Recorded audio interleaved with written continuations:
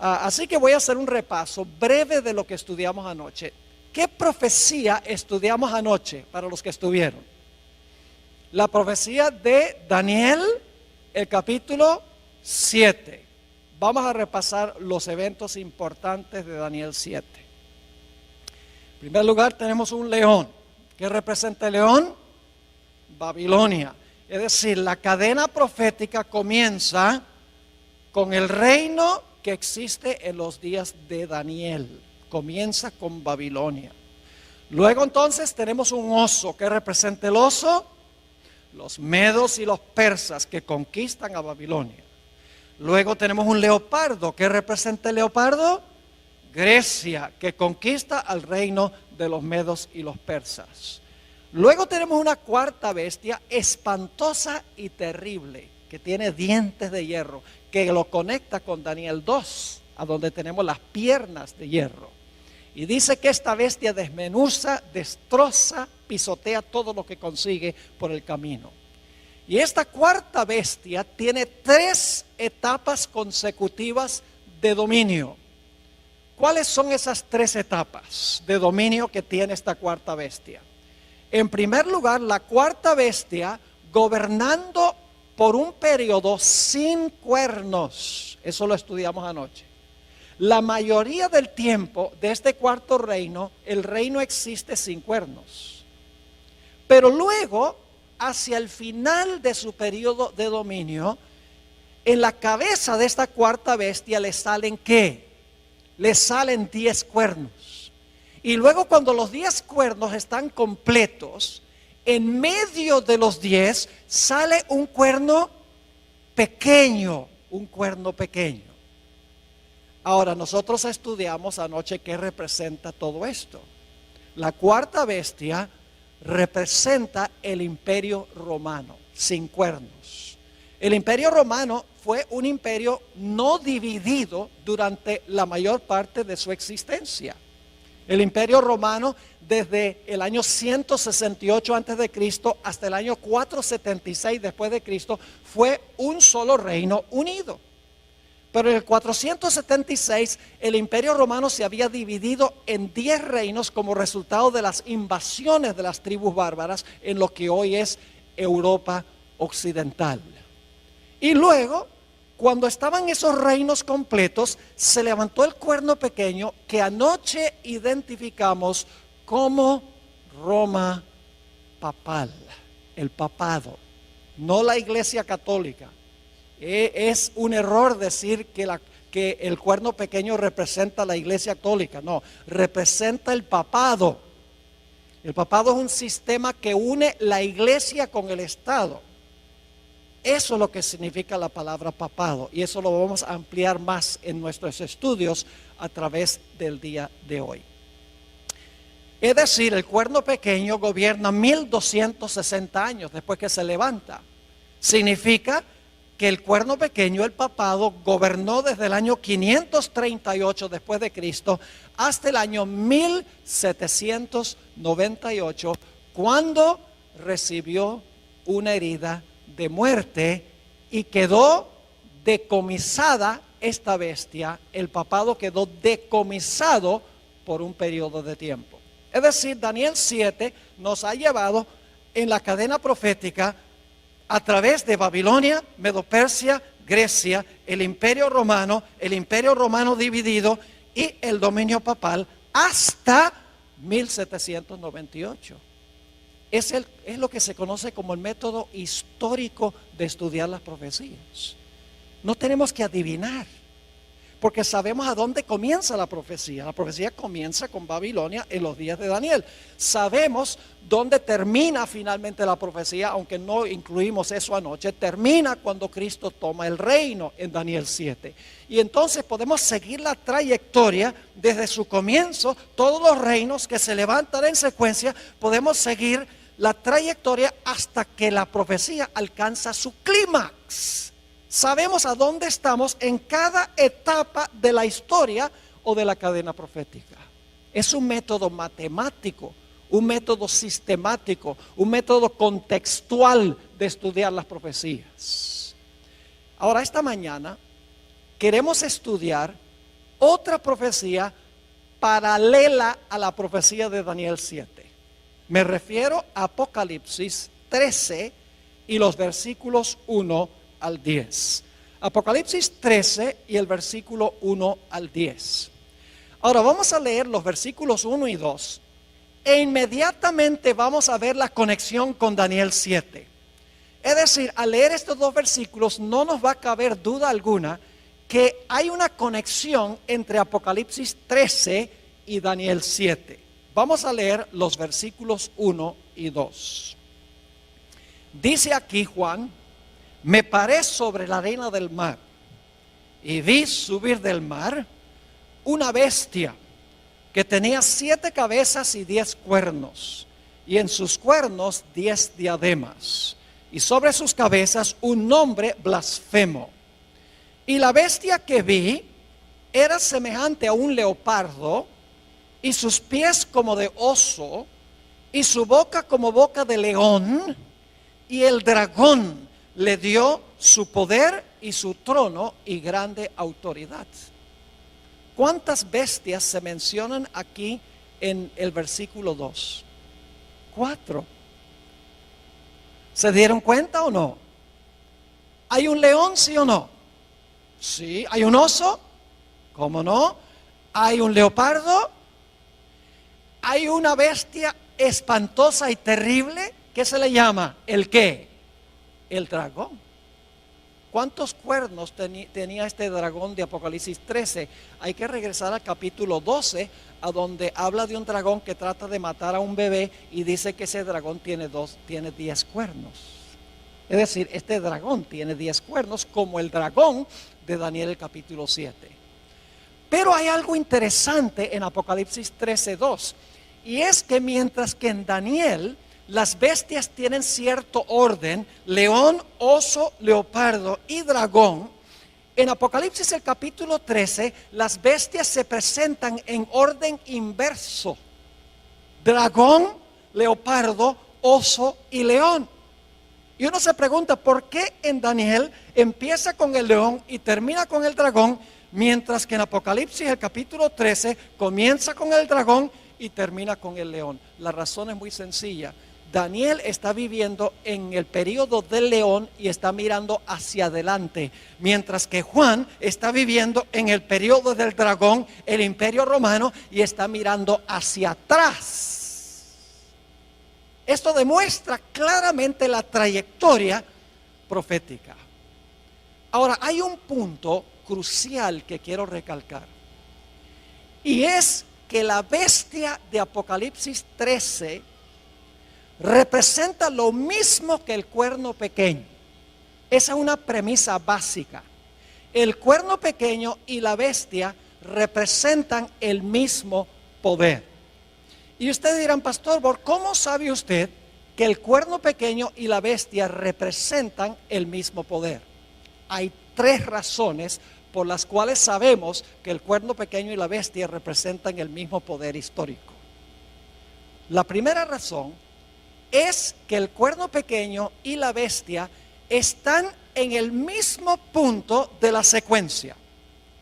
En Daniel 7 tenemos león, oso, leopardo, dragón, 10 cuernos, cuerno pequeño. Mientras que en Apocalipsis el capítulo 13 tenemos también león, oso, leopardo, dragón, 10 cuernos, bestia. Es decir, la bestia se encuentra en la misma secuencia, en el mismo lugar en la secuencia que el cuerno pequeño. Así que como se encuentra en el mismo lugar en la secuencia o en la cadena profética, sabemos que el cuerno pequeño y la bestia representan el mismo poder. Es decir, en primer lugar sabemos que la bestia y el cuerno pequeño son el mismo poder porque están en el mismo lugar en la cadena profética. Hay una segunda razón. La segunda razón es que el cuerno pequeño y la bestia desempeñan las mismas actividades, tienen las mismas características. Ustedes recuerdan que el cuerno pequeño dice que persiguió a los santos del Altísimo. Dice también que el cuerno pequeño habló blasfemias contra el Altísimo y pensó que podía cambiar ¿qué? La ley de Dios. Ahora en Apocalipsis 13, si van conmigo, Apocalipsis 13 y el versículo 7, fíjense lo que se dice de la bestia. Dice, y se le permitió hacer guerra contra los santos y ¿qué? Y vencerlos. ¿La bestia hizo lo mismo que el cuerno pequeño, sí o no? ¿Persiguieron ambos a los santos? Claro que sí. Ahora noten Apocalipsis 13 y el versículo 5, la primera parte. Dice, también se le dio boca que hablaba grandes cosas y blasfemias. ¿La bestia hablaba blasfemias, sí o no? ¿El cuerno pequeño habló blasfemias? Claro que sí. Es decir, que el cuerno pequeño y la bestia desempeñan las mismas acciones. Ahora ustedes dicen, ¿dónde está en Apocalipsis 13 el cambio de la ley? Aparentemente no aparece en Apocalipsis 13, pero sí aparece. En Daniel 7 dice que el cuerno pequeño pensó que podía cambiar la ley. Y nosotros sabemos que ese cambio en la ley primordialmente fue el cambio del día de reposo del sábado al domingo. Ahora yo pregunto, en Apocalipsis 13, ¿qué va a imponer la bestia que se levanta de la tierra? Va a imponer la marca de la primera bestia. La marca de la bestia es el cambio que hizo la bestia ¿en qué? En la ley de Dios. Es decir, al final de la historia, los Estados Unidos, vamos a encontrar, va a imponer la marca, va a imponer el cambio en la ley que hizo el cuerno pequeño durante los 1260 años. En segundo lugar, la razón por la cual sabemos que el cuerno pequeño y la bestia representan el mismo poder es porque desempeñan las mismas acciones. La tercera razón por la cual sabemos que el cuerno pequeño y la bestia representan el mismo poder es que ambos gobiernan el mismo periodo de tiempo. Noten Apocalipsis 13 y la última parte del versículo 5. Dice, también se le dio boca que hablaba grandes cosas y blasfemias, y se le dio autoridad para actuar ¿cuánto tiempo?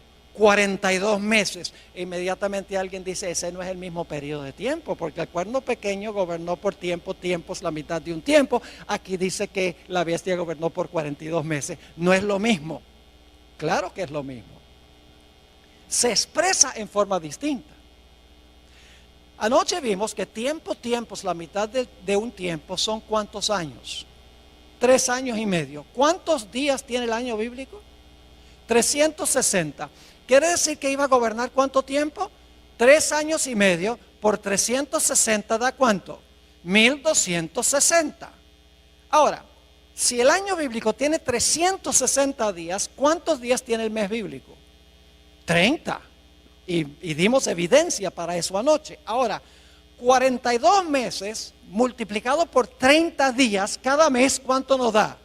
1260 días. Y por si acaso todavía no lo creen, en Apocalipsis 12 claramente dice que la mujer tuvo que huir al desierto porque estaba siendo perseguida y tuvo que huir por 1260 días. 3 formas de comprobar lo mismo. Tiempo es la mitad de un tiempo, 42 meses y 1260 días. Y días representan ¿qué? Años en las profecías.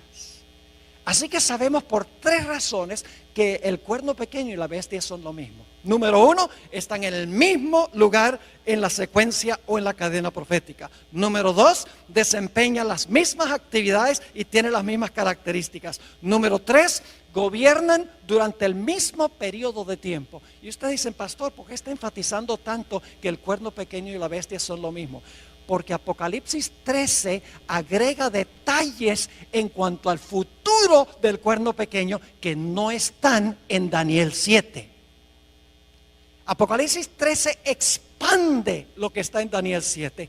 Nos da una etapa final del cuerno pequeño que no se encuentra explícitamente en Daniel el capítulo 7. El dominio del cuerno pequeño en su primera etapa terminó en el año 1798. En Apocalipsis 13:10 encontramos una descripción de la terminación de los 1260 años. Dice allí, si alguno lleva en cautividad, va en cautividad. Si alguno mata a espada debe ser muerto. Aquí está la paciencia y la fe de los santos. Cuando terminaron los 1260 años, la Biblia dice que el poder que había llevado cautivo, ahora fue cautivo. El poder que había matado con la espada, ahora es muerto con la espada. Cautiverio y espada son el castigo de la bestia que gobernó durante un periodo de 42 meses. Ahora, ¿qué significa que este poder que llevaba en cautiverio iba a ir en cautiverio? Generalmente, como adventistas, nosotros decimos que el cautiverio representa el hecho de que el Papa Pío VI fue llevado cautivo a Francia, a donde murió en exilio. Generalmente le aplicamos esto específicamente a un papa. Pero mis hermanos y hermanas, esto tiene una explicación mayor. No es meramente un papa el que va a cautiverio en 1798. Es la bestia. Todo el sistema va en cautiverio en 1798. No solamente un papa individual. Ahora, en unos momentos vamos a ampliar más lo que significa que la bestia fue llevada cautiva en 1798 y que recibió una herida de la espada. Hablemos en primer lugar de la espada. ¿Qué representa la espada que la bestia usaba para matar y que le dio la herida mortal a la bestia? Si yo les preguntara qué representa la espada, probablemente muchos dirían, bueno, la espada representa la Biblia, la palabra de Dios. Y en verdad en la Biblia, la espada representa la palabra de Dios. No podemos negar eso. Porque el apóstol Pablo dice en Efesios 6:17 que tomad el yelmo de la salvación y la espada del Espíritu, que es la palabra de Dios. Es decir, en la Biblia la espada puede representar la palabra de Dios, pero aquí en este pasaje no representa la espada la palabra de Dios. La espada que hirió a la bestia no es la Biblia, no es la palabra de Dios. Y usted dice, pero pastor, si claramente Pablo dice que la espada del Espíritu es la palabra de Dios. Escuchen bien, hermanos y hermanas, en la Biblia los símbolos no siempre significan lo mismo. Por ejemplo, si yo les preguntara qué representa un león, ¿qué me dirían? ¿Un león puede representar a Jesús? El león de la tribu de Judá. ¿Puede representar a Satanás? Anda cual león rugiente buscando a quien devorar. ¿Puede representar a Babilonia? ¿Puede representar a Judá, hijo de Jacob? Nada más porque encuentra la palabra león, no significa que la palabra león representa lo mismo a través de toda la Biblia. Si yo les preguntara qué representa levadura, ¿qué me dirían? La gente dice pecado, pero no solamente representa el pecado, porque en la parábola que dio Jesús de la levadura, donde se coloca la levadura en la masa y la masa crece, la lección de Jesús es que cuando el Espíritu Santo está en la iglesia crece. Es decir, levadura allí no significa pecado. No podemos creer que cuando se coloca el pecado en la iglesia crece. No, cuando se coloca el Espíritu Santo la iglesia crece. Otro ejemplo, la expresión hijos de Dios. Algunas personas dicen, en el libro de Job dice que vinieron a presentarse los hijos de Dios delante de Jehová, entre los cuales vino Satán. Claramente son ángeles. Así que dicen, en Génesis 6, cuando dice que los hijos de Dios vieron que las hijas de los hombres eran hermosas, entonces esos fueron ángeles que cohabitaron con mujeres humanas. ¿Han oído esa interpretación? Y luego produjeron un híbrido que era parte ángel y parte ángel caído y parte humano. Pero lo que están haciendo es cometiendo el error de decir que la expresión hijo de Dios significa lo mismo en todos los contextos. Yo pregunto, la expresión hijo de Dios puede significar otra cosa en otros contextos. Nosotros somos hijos de Dios. Mirad cuál amor nos ha dado el Padre, que seamos llamados hijos de Dios. Entonces todos somos angelitos. No, la expresión hijos de Dios varía de acuerdo al contexto en el cual se encuentra. Así que cuando aquí dice que la espada hirió a la bestia, nada más porque Pablo dice que la espada del Espíritu es la palabra de Dios, no significa que aquí la espada representa la Biblia o la palabra de Dios. Aquí la espada no puede representar la palabra de Dios. Y usted dice, ¿por qué no? Escuchen bien. Dice que la bestia usaba la espada para matar. Yo pregunto, ¿el papado usaba la Biblia para matar a la gente? ¿El papado usaba la Biblia para matar a la gente? No. Así que podemos saber que esta espada que hirió a la bestia no puede ser la Biblia, porque dice que la espada que la bestia usaba para herir es la misma espada que le iba a dar la herida mortal. Entonces, claro, la clave es ¿qué representa entonces en Apocalipsis 13 la espada? La Biblia le da otra explicación a la espada. Romanos 13 y el versículo 1 al 4 habla de otra interpretación de lo que es la espada. Y esta interpretación se aplica a Apocalipsis 13. Dice allí en Romanos 13, 1 al 4, sométase toda persona a las autoridades superiores. ¿Quiénes son las autoridades superiores? El gobierno, muy bien, el poder civil. Porque no hay autoridad sino de parte de Dios. Y las que hay por Dios han sido establecidas. De modo que quien se opone a la autoridad, es decir, al poder civil, a lo establecido por Dios resiste. Y los que resisten acarrean condenación para sí mismos. Porque los magistrados, ahí está hablando del gobierno, porque los magistrados no están para infundir temor al que hace el bien, sino al malo.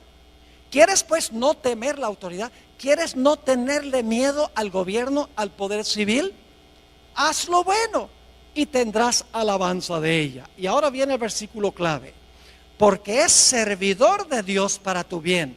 Pero si haces lo malo, teme, porque no en vano que lleva la espada, pues es servidor de Dios, vengador para castigar al que hace lo malo. ¿Quién tiene la espada?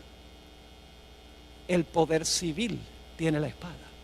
¿Y cómo usa el poder civil la espada? Yo pregunto, si una persona le roba a otra persona, ¿el poder civil usa la espada para encarcelar a esa persona? ¿Cómo no? En algunos estados, como Texas, si un individuo es culpable de asesinato, el poder civil usa la espada para ejecutar el decreto de muerte contra esa persona. ¿Cómo no? La espada significa la capacidad que tiene el poder civil para castigar violaciones del Código Civil. Usa la espada para castigar a los que violan el Código Civil, que violan las leyes legítimas del gobierno. No es la Biblia, es la capacidad de castigar violaciones del Código Civil. Es decir, la espada la posee el poder civil. La iglesia tiene su espada. ¿Y cuál es la espada de la iglesia? La Biblia. ¿Y cómo usa la iglesia su espada? Cualquiera que no está de acuerdo, le cortan la cabeza. Estoy hablando sarcásticamente. No. En el día postrero tendrán que arreglárselas con Dios. Pero la iglesia se le ha dado la espada, y la espada la usa predicando el evangelio. Yo estoy usando la espada ahora. Pero el poder civil también tiene su espada. Y la espada es la capacidad de castigar violaciones del Código Civil que disturbian el orden social o la paz de la sociedad, la propiedad, la vida, la reputación, etcétera. Así que en 1798 lo que sucedió fue que el poder civil de Francia, que antes le daba la espada a la iglesia, ahora le quitó de la mano la espada y con esa espada se le volcó en contra y le dio una herida mortal al papado. Es decir, la herida mortal es cuando se levantó el poder civil en contra del papado, porque antes el papado había usado el poder civil para castigar violaciones de la iglesia. Cualquiera que no estaba de acuerdo con lo que enseñaba la iglesia decía al poder civil: mira, toma tu espada y castiga a esa persona, échalo a la cárcel, o incinéralo, o ponlo en la cárcel, o tortúralo. eso es lo que hacía la iglesia, usaba la espada del poder civil para castigar violaciones religiosas. Pero en 1798 Francia le quitó la espada a la iglesia católica, a la iglesia romana, le dijo: ya no vas a usar más la espada para perseguir. Y la espada se le volcó en contra de el papado en 1798. También dice la profecía que el que llevaba en cautiverio iba a ir en cautiverio. El papado llevaba en cautiverio a toda la gente. Pero dice que este sistema iba a ir como, iba a ir cautivo. Ahora, ¿qué significa que iba a ir cautivo este sistema? Necesitamos regresar al tiempo cuando las tribus bárbaras estaban invadiendo al Imperio Romano. Cuando estas naciones bárbaras vinieron del norte del imperio y empezaron a parcelarse lo que hoy es el Imperio Romano, lo que había sido el imperio occidental, el imperio que quedaba en Europa, las naciones donde está en Europa hoy, esa región se convirtió en un caos. No había emperador, no había quien pusiera ley, quien pusiera orden. Y por lo tanto, las tribus bárbaras le pidieron al obispo de Roma, que su religión se había proliferado por todo el imperio para ese tiempo, le dijeron: ¿por qué no pones tú la ley y el orden aquí en el imperio? Porque todo está en caos. Y de esa manera el obispo de Roma, que hoy conocemos como Papa, no solamente comenzó a gobernar en cosas religiosas, no solamente era el líder de la iglesia, sino que también se convirtió en el líder civil. Ahora, antes de que el papado ascendiera al trono temporal, el papado estaba atado, es decir, la bestia estaba atada y no podía desempeñar sus acciones. Pero cuando se quitó la restricción del imperio y el papado pudo subir al trono temporal, el papado ahora quedó libre para perseguir y desempeñar las acciones que dice la profecía. Es decir, lo que significa que este poder estaba atado, significa que los poderes civiles están en función y por lo tanto, estando los poderes civiles en función, el papado no puede dominar en asuntos civiles. El quitar la restricción significa que ahora los poderes civiles le rinden su apoyo al papado para que el papado pueda desempeñar sus funciones. Quiero leerles un par de citas de un cardenal de la Iglesia Católica, Enrique Eduardo Manning, a donde él explica lo que acabo de describir. Dice lo siguiente: cuando las tribus bárbaras, y yo no sé si vamos a tener esto en la pantalla para que la gente pueda ver esta cita, tal vez no la vamos a tener, pero voy a leerlo de todas maneras. Dice que cuando las tribus bárbaras invadieron el imperio, escuchen bien, los pontífices se hallaron solos porque ya no había emperador. Como la única fuente del orden, la paz, la ley y la seguridad. Es decir, cuando los bárbaros invadieron, ahora como no había emperador, no había ley ni orden, dice que el único que podía mantener un poco el orden eran los obispos, es decir, el obispo de Roma, los que llamamos papas hoy, los pontífices. Y ahora escuchen cómo se describe esto. Y desde la hora de esta liberación providencial, ¿qué necesita usted hacer para liberar a alguna persona? La persona tiene que estar ¿qué? La persona tiene que estar cautiva, ¿verdad? Si se va a librar es porque está cautiva. Es decir, cuando el Papa asciende, dice esto, para establecer orden en el imperio, no solamente religioso, sino civil, dice, desde la hora de esta liberación providencial, cuando por intervención divina se le cayeron las cadenas de las manos al sucesor de Pedro. Es decir, cuando ahora el papado no solo gobierna en asuntos religiosos, sino en asuntos civiles, dice que se le caen las cadenas de las manos al sucesor de Pedro, porque antes estaba ¿qué? Encadenado.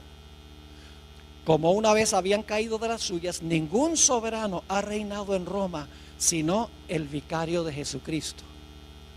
En otra cita, Manning dice lo siguiente: el papado esperó hasta el momento propicio en que Dios rompiera sus ¿qué?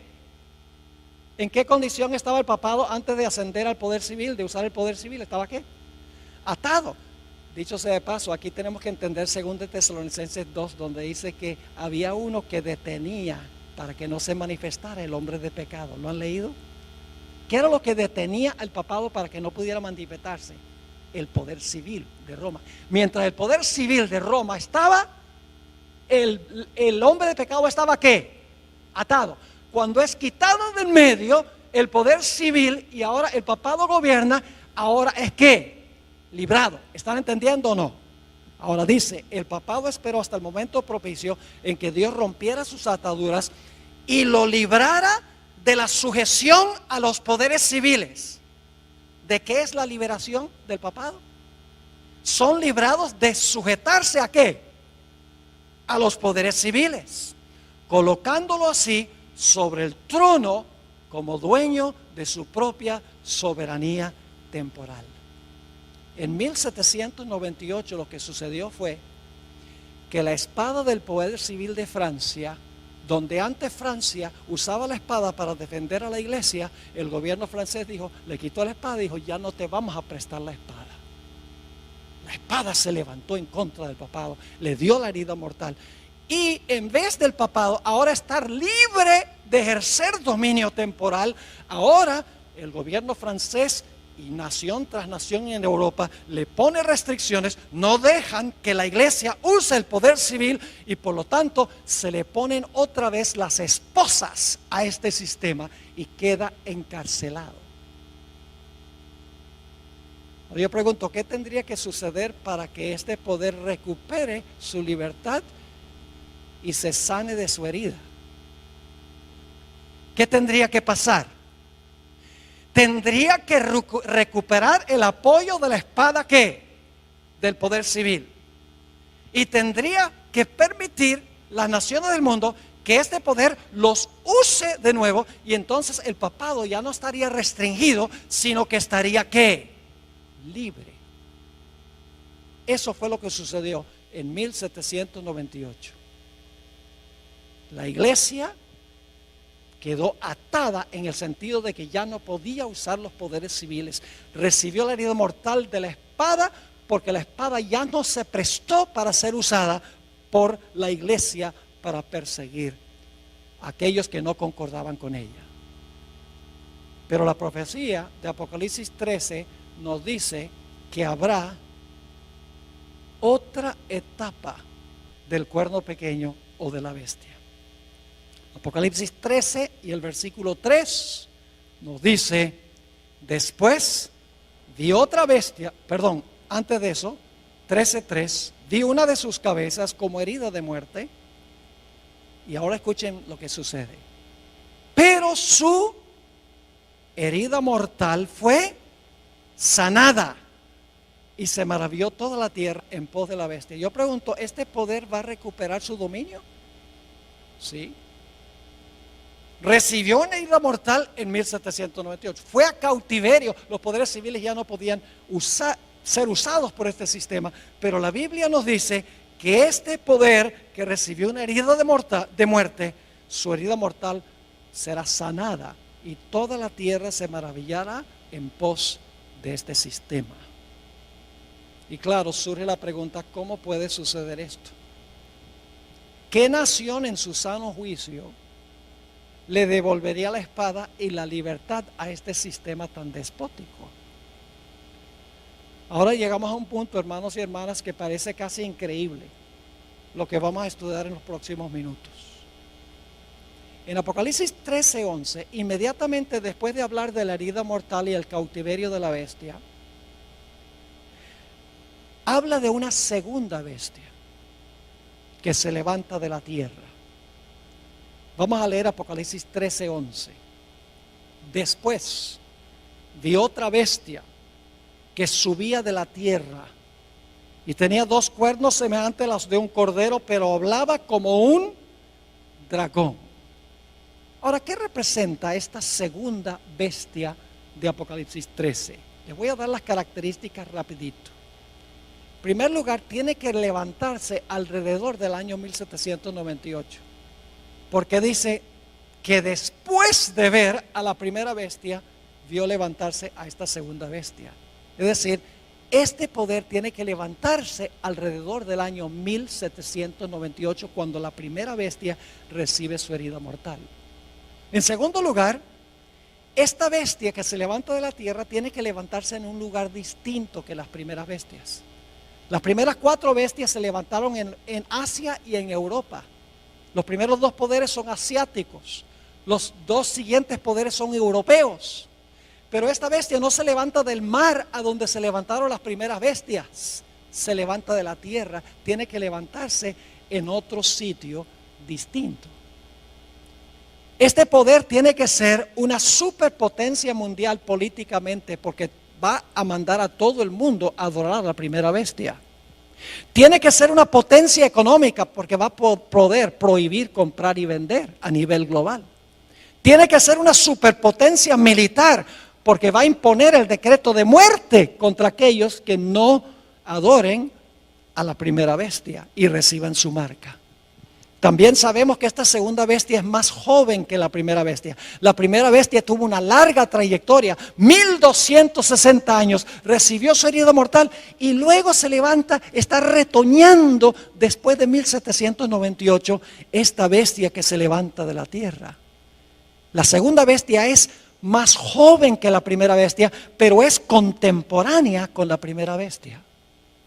Ahora, lo más insólito e increíble, mis hermanos y hermanas, es que esta segunda bestia que se levanta de la tierra va a ayudar a la primera bestia a recuperar el poder que perdió, a recuperar su libertad y su espada. Ustedes dicen, ¿cómo sería posible eso? Que esta nación, porque una bestia representa una nación, que se levanta alrededor del año 1798, una superpotencia económica, política, militar, que no se levanta ni en Asia ni en Europa, que esa nación lo que va a hacer es ayudar a la primera bestia a recuperar la espada y a salir de la cárcel. ¿Cómo es posible tal cosa? Es lo que la profecía dice. Ahora escuchen, las bestias de Daniel 7, cada una pelea con la bestia anterior para quitarle el poder. El oso acaba con el león. El leopardo acaba con el oso. Y la bestia espantosa y terrible acaba con el leopardo. Pero la función de esta bestia que se levanta de la tierra no es pelear contra la bestia anterior, sino ayudarle a recuperar su poder. Y usted dice, ¿cómo sabe eso? Hermanos y hermanas, porque la profecía dice que todo lo que hace esta segunda bestia es para complacer a la primera. No para pelear con la primera, sino para complacerla. Vamos a notar los detalles. Apocalipsis 13, 12. Apocalipsis 13, 12. Hablando de esta segunda bestia, dice, y ejerce toda la autoridad ¿de quién? De la primera bestia. ¿Por autoridad de quién gobierna la segunda bestia? De la primera. Dice, ejerce toda la autoridad de la primera bestia y luego dice, en presencia de ella. Esa expresión, según algunas versiones, significa a favor de ella. Es decir, esta bestia que se levanta de la tierra, en primer lugar, ejerce la autoridad de la primera bestia. Todo lo que hace es con el fin de favorecer a la primera bestia. Y luego sigue diciendo, y hace que la tierra y los moradores de ella adoren a la primera bestia. Fíjese, ejerce la autoridad de la primera bestia. Lo que hace, lo hace en presencia de la primera bestia. Además de eso, manda a todos a adorar a la primera bestia. ¿Y sabe qué más hace? Una imagen de la primera bestia. Impone la marca de la primera bestia. ¿Cuál es la función de esta segunda bestia? Todo lo que hace es para ayudar a la primera bestia a recuperar el poder que perdió cuando recibió la herida mortal.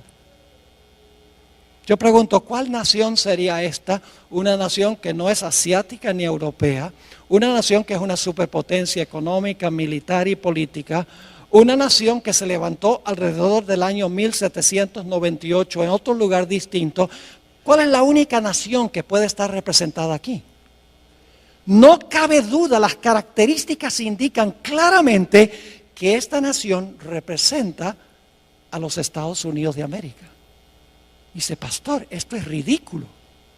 Usted está diciendo que los Estados Unidos, que incorporó en su constitución la libertad civil y religiosa, que le va a devolver al papado su libertad y le va a brindar otra vez la espada del poder civil para perseguir a los que no están de acuerdo con lo que enseña y practica la iglesia. Pastor, eso es ridículo. Nunca podría pasar en este país de la libertad.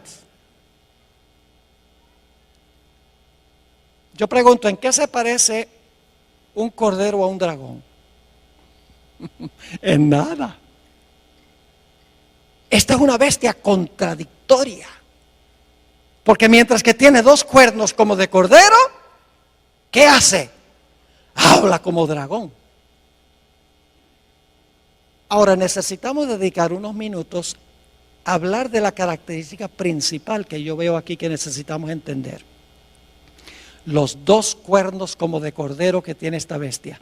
La bestia esta representa a los Estados Unidos. Las características son demasiado claras.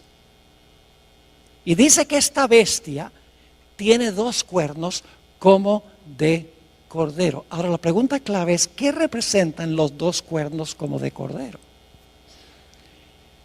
El paralelo más cercano que tenemos se encuentra en Daniel 8. Así que vamos a Daniel 8, el capítulo 8 y el versículo 3. Ahí encontramos un carnero. ¿Y cuántos cuernos tiene el carnero? Dos cuernos tiene el carnero. Es una sola nación, porque es un solo carnero. Pero ese solo carnero tiene ¿qué? Tiene dos cuernos. Dice allí, en Daniel 8:3, alcé los ojos y miré. Y he aquí un carnero, una sola bestia, que estaba delante del río y tenía dos cuernos. Y aunque los cuernos eran altos, uno era más alto que el otro y el más alto creció después. Así que quiero que se imaginen un carnero, que es un cordero macho. El carnero tiene dos cuernos, una nación con dos cuernos. Ahora la pregunta clave es, ¿qué representan los dos cuernos? Los dos cuernos representan dos reinos en esa misma nación. Noten el versículo 20. El versículo 20 tiene la explicación. Dice, en cuanto al carnero que viste, que tenía dos cuernos, estos son los reyes ¿de qué? De Media y de Persia. Era una nación que se componía de dos reinos. Entonces yo pregunto, ¿qué representan los dos cuernos como de cordero? Tiene que ser una sola nación porque es una sola bestia. Pero como tiene dos cuernos como de cordero, debe ser una nación que se compone de dos ¿qué? De dos reinos, porque los cuernos representan reinos. Usted no puede decir que los 10 cuernos en la cabeza del dragón son reinos. Y los dos cuernos aquí en la cabeza del carnero son reinos. Pero en Apocalipsis 13, entonces los dos cuernos no son reinos. Cuernos en cabeza de bestia son reinos. Es decir, esta bestia de Apocalipsis 13 es una sola nación, una sola bestia, pero en esa nación existen lado a lado dos reinos. Y lo importante que queremos notar es que son dos cuernos como de cordero. Son dos reinos, los mismos dos reinos que reconoció Jesús, el Cordero de Dios, porque la palabra cordero aparece 29 veces en Apocalipsis y siempre se refiere a Jesús.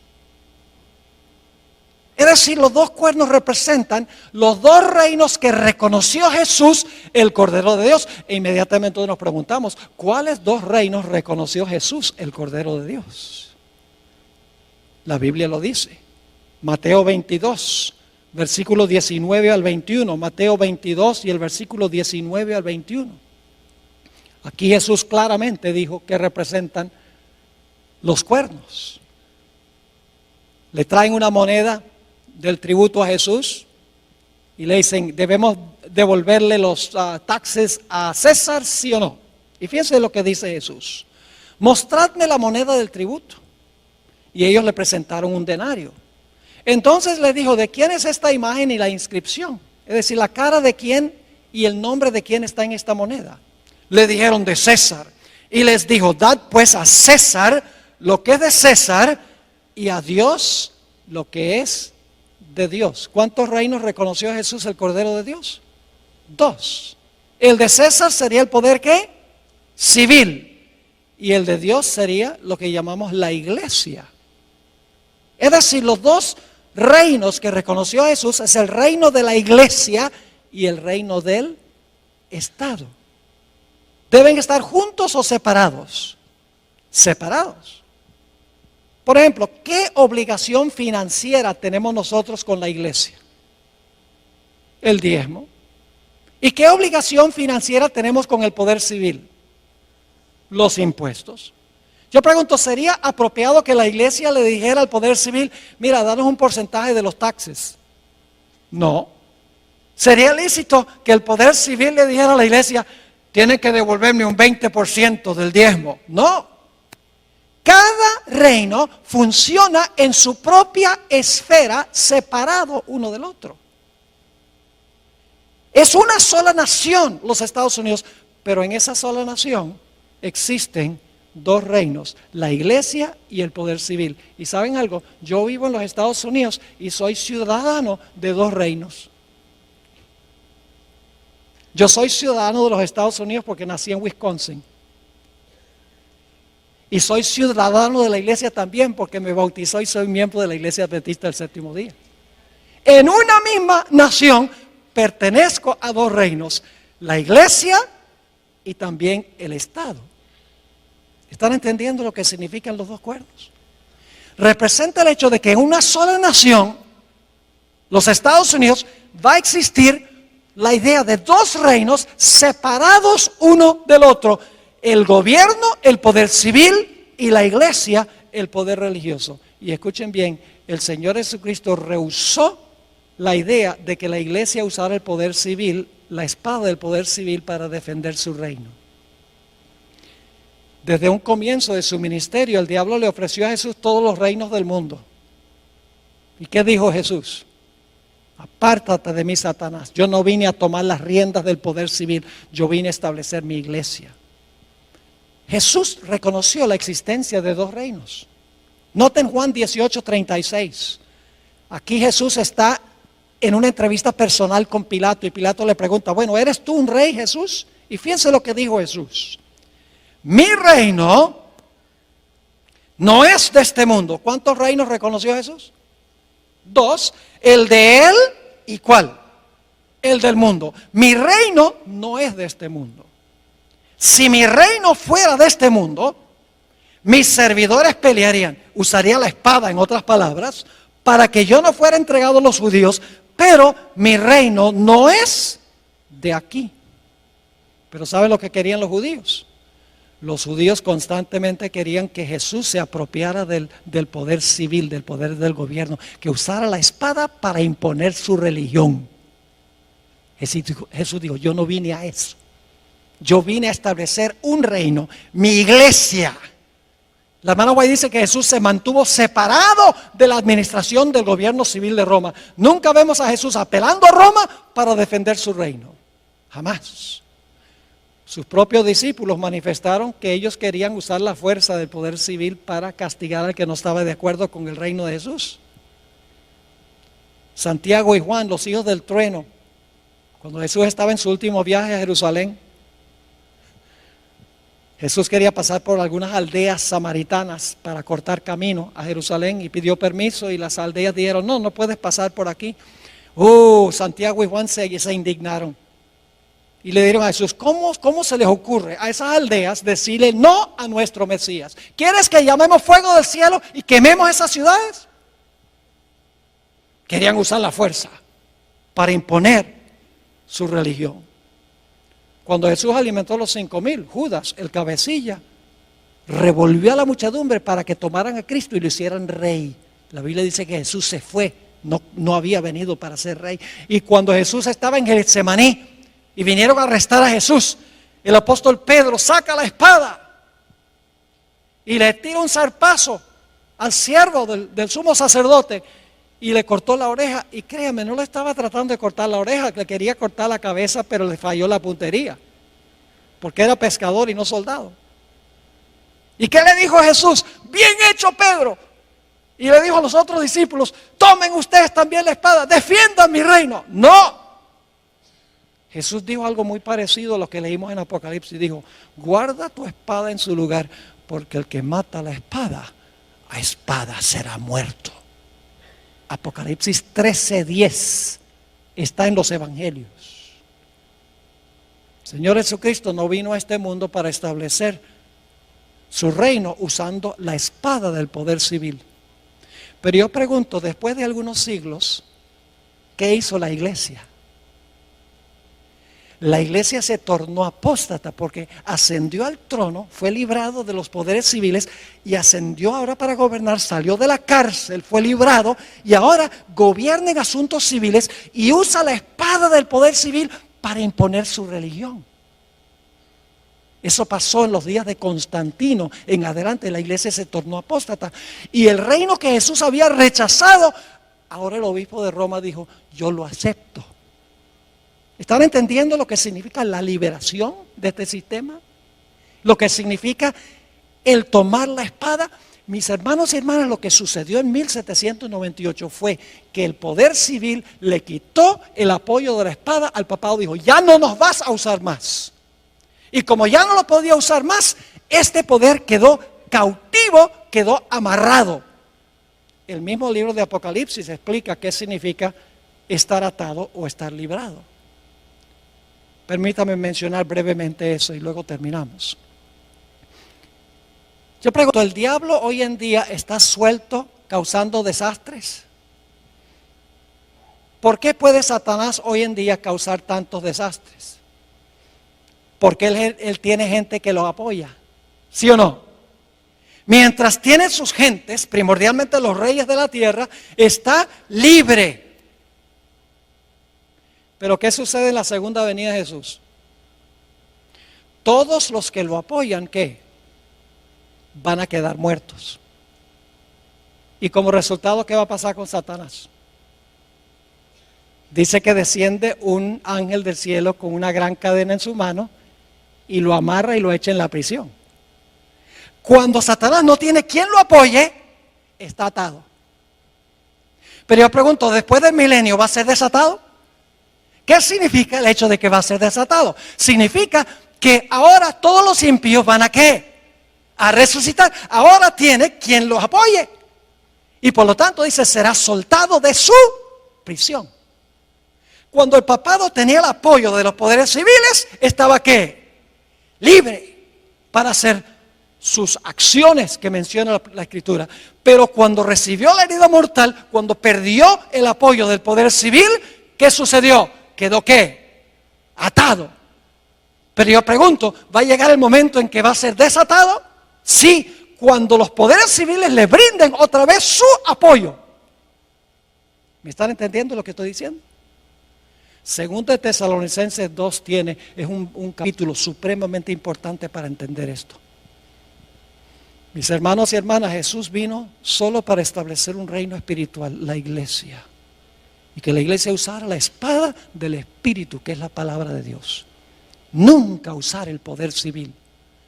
Pero la Biblia dice que este poder, el papado, que imperó por 1260 años, su herida mortal se va a sanar. Y no solo Europa, sino todo el mundo se va a maravillar en pos de este sistema.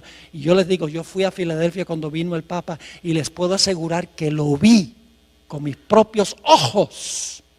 ¿Cómo esta profecía se puede cumplir esta tarde? Voy a compartir un poco más de detalles con ustedes. Jesús vino a implantar los principios de su reino en el corazón del ser humano. Termino con un versículo, dos versículos. Lucas 17, 20 y 21 nos dice por qué Jesús vino. Dice, preguntado por los fariseos, ¿cuándo había de venir el reino de Dios? Y ellos, claro, creían que era el reino de la fuerza. Le respondió y dijo: el reino de Dios no vendrá con advertencia. La palabra significa no vendrá con una exhibición externa de poder. Ni dirán, helo aquí o helo allí. Porque he aquí, el reino de Dios está en vosotros. Una mejor traducción que entre es: el reino de Dios está en vosotros. Cristo vino a implantar los principios de su reino en el corazón humano. No vino a tomar las riendas del poder civil para imponer por la fuerza su religión. Vamos a repasar para colocar el marco de lo que vamos a hablar esta tarde. Babilonia, Medo-Persia, Grecia, el Imperio Romano dividido. El papado gobierna 1260 años. Recibe una herida mortal en 1798. Por un tiempo el poder está inactivo, pero mientras ese tiempo inactivo existe, se levanta otra nación. Cuando cae la primera en 1798, los Estados Unidos, y después de un periodo de inactividad, el poder que gobernó durante los 1260 años va a recuperar la espada y su libertad. ¿Dónde estamos en la cadena profética? Dígame usted, ¿dónde estamos en la cadena profética? Hermanos y hermanas, nosotros estamos ahora en la terminación del periodo de la herida mortal. El próximo evento, el evento final en la cadena profética, es cuando este sistema recupere la espada y la libertad. Y hoy hay señales que demuestran que eso está sucediendo. Bajo el pretexto del cambio climático, podría presentarles un tema de 1 hora nada más sobre eso. ¿Han oído ustedes del proyecto 2030 de las Naciones Unidas? Esto no es sensacionalismo, esto lo han puesto en forma escrita. Con el liderazgo del papado, la encíclica Laudato Si, todos los gobernantes del mundo en París, de las naciones del mundo, firmaron un acuerdo para acabar para el año 2030, y hay un montón de especificaciones, para el año 2030, acabar con el problema del cambio climático y acabar totalmente con la pobreza a nivel mundial. Y el que está detrás de eso es el Papa Francisco I. Todo el mundo, todos los reyes de la tierra están siguiendo la agenda de la Iglesia romana, como que han olvidado la historia. Nuestro propio presidente Barack Obama desconoce estas cosas, porque han olvidado la historia, ya sea voluntariamente o ya sea porque ignoran la historia. La Biblia dice que la van a repetir. Nosotros tenemos una función, hermanos y hermanas, y es proclamar estas cosas. Porque la gente está inquieta, la gente no sabe qué está pasando, la gente sus corazones están angustiados de temor, porque no saben para dónde va todo esto. La iglesia adventista sabe para dónde va todo esto. Ay de nosotros si nosotros no compartimos este mensaje con la gente que está buscando paz y tranquilidad en su vida. ¿Le quedó claro lo que estudiamos? Gloria a Dios. Ahora esta tarde lo que vamos a hacer en el primer tema, creo que es a las 3 de la tarde, le voy a comprobar, leyendo citas de los fundadores constitucionales de los Estados Unidos, a donde ellos vez tras vez en sus escritos dicen: lo que caracteriza a esta nación es que hay dos reinos, la iglesia y el Estado, separados uno del otro. Lo dice la primera enmienda a la Constitución de los Estados Unidos. Ahí están los dos cuernos como de cordero. En la misma Constitución de los Estados Unidos están los dos cuernos. Y en los escritos de George Washington, está en los escritos de Benjamin Franklin, está en los escritos de James Madison, de Thomas Jefferson, de Juan Adams. Todos se refieren a estos dos cuernos, libertad civil y libertad religiosa, separando la iglesia del Estado. El papado dice: no, lo que tenemos que hacer es unir la iglesia con el Estado. Eso es lo que hace que el papado sea papado. Es que es capaz de unir la iglesia con el poder civil para imponer por la fuerza su religión y sus prácticas. Quiero aclarar que no me estoy refiriendo aquí a las personas que pertenecen, individuos que pertenecen a esta iglesia. Yo creo que usted ama a Jesús, le sirve lo mejor que puede de acuerdo al conocimiento que tiene. Esto no es un ataque contra personas que están dentro de este sistema. Que la gente desconoce esto. Pero Dios llama a esa gente a salir de ese sistema una vez que conocen la verdad. Oremos. Padre Celestial, gracias te damos por la claridad de la cadena profética. No tenemos que especular, ni adivinar, ni conjeturar, ni sensacionalizar. Todo está en su orden exacto, como ha sucedido y sucederá. Padre, no es suficiente conocer estas cosas.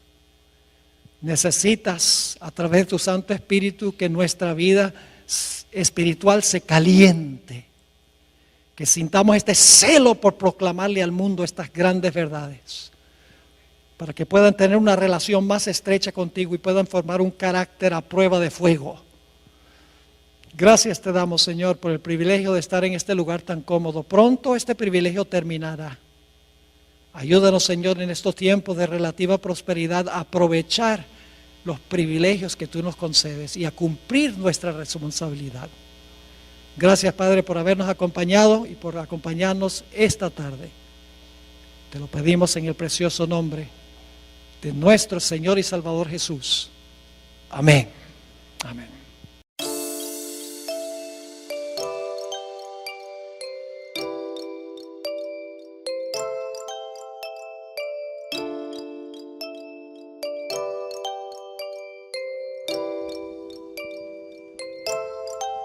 Sau cơn mưa đêm em đã làm gì giờ? Khói thuốc lăn lành nhì giờ. Anh chỉ muốn một đêm này không ngày ai ôm anh gì. Yeah, yeah, em muốn là quê mà sao mà em đã còn đi nhưng mà 30.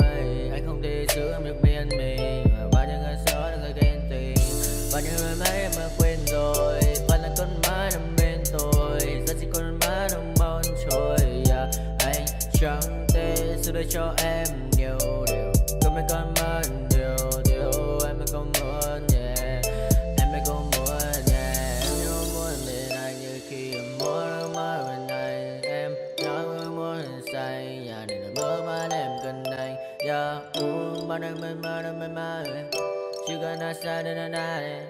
Em không ngồi mai chỉ cần ai bao năm mà sau và em muốn đêm nay em đã trôi đã biến qua cảm xúc như cơn mưa kia đang buồn tôi đã mệt mà đi mà đôi má em thật u sầu và đi mà đôi má em thật màu nâu và anh muốn ôm em thật chặt vào trong khu phố anh ôm lấy một tay em không thể thắng dần như cơn mưa anh không ngần lại em đã đi xa đi mất chỉ còn anh một đêm cất nỗi buồn như anh không ngờ như em ta không bên nhau xa rồi chỉ còn cơn mưa kia đang nhạt trôi và em xa rồi chỉ còn anh đêm nơi cơn mây mờ phôi mắt anh đã mở đi mascara môi hồng như Evergrande bạn em như cậu AK pháo hoa là ta anh bay lên trên trời cao không ngăn đao